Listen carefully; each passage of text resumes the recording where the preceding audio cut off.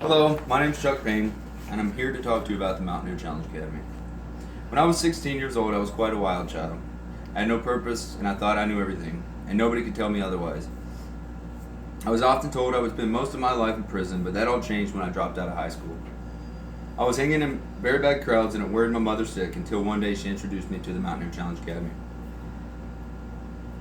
She begged and pleaded for me to go and explained the possibilities that were available through the program. With much apprehension, I finally decided to attend.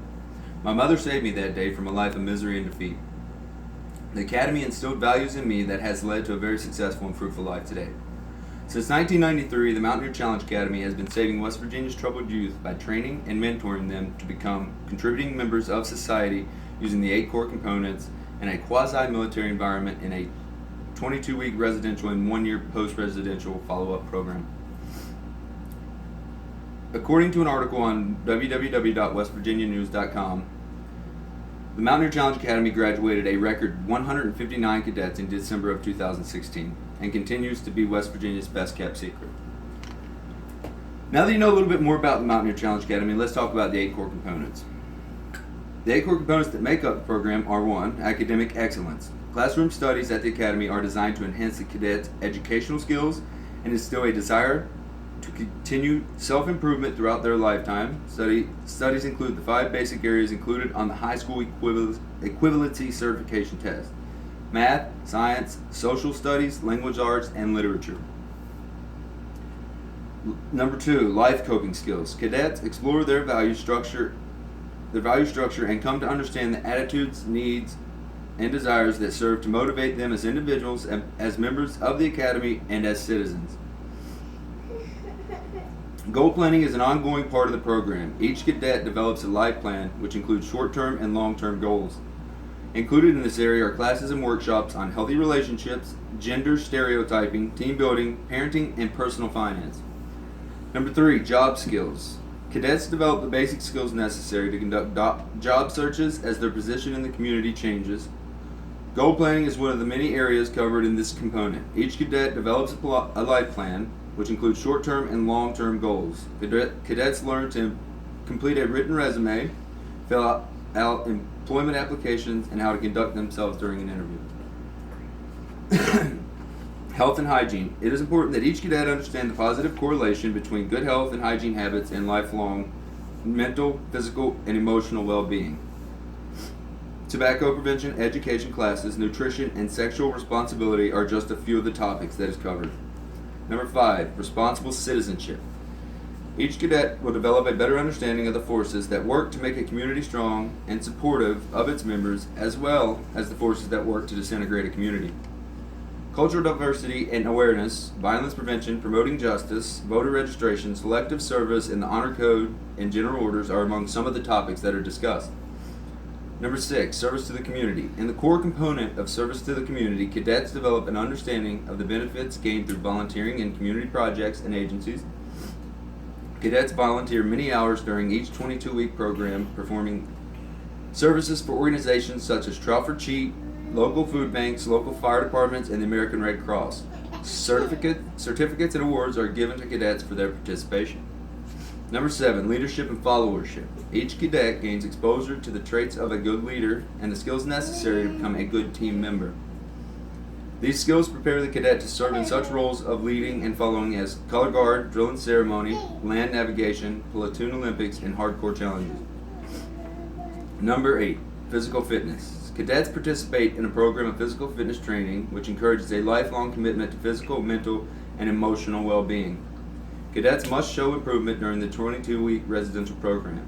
Activities include, but are not limited to, aerobics, 1-mile runs, and organized athletics. All cadets will participate in the President's Council on Physical Fitness program. Now that you're more aware of the values that are being instilled in the cadets, let's talk about the daily living of each one. When the cadets first arrive at the Academy, they are introduced into a quasi-military environment. This is probably the hardest aspect of the program for every cadet. For most of them, prior to attending the program, they lack structure and discipline.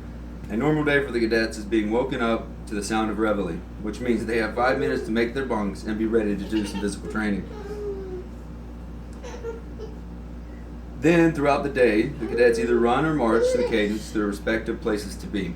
At bedtime, or lights out, the cadets must be in bed laying at the position of attention and completely silent. Now that you know about the cadets' daily life, let's talk about the program phases. There are 2 phases that make up the entirety of the program. There's phase 1 and there's phase 2. Phase 1, the residential phase. Weeks 1 through 2 are known as the acclimation period.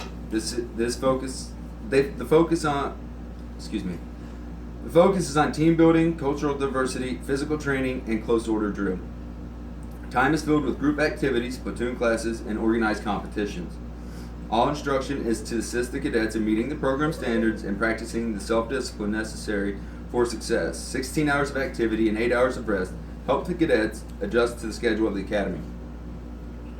Weeks 3 through 22 are centered on instruction in the 8 core components, including the skills needed to complete the requirements for a high school diploma.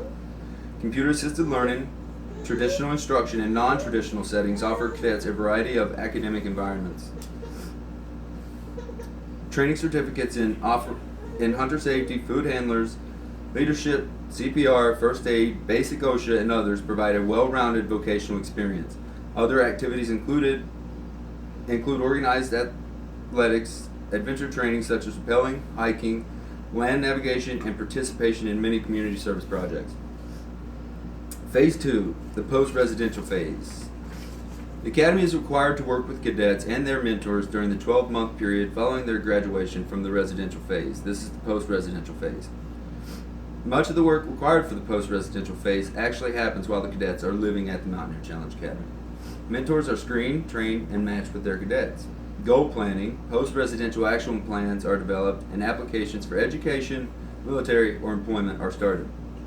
Program success is measured by the monthly contact with the Academy by the cadet and the mentor. Monthly reports document the cadets' activities as they transition from the Academy environment into their adult lives.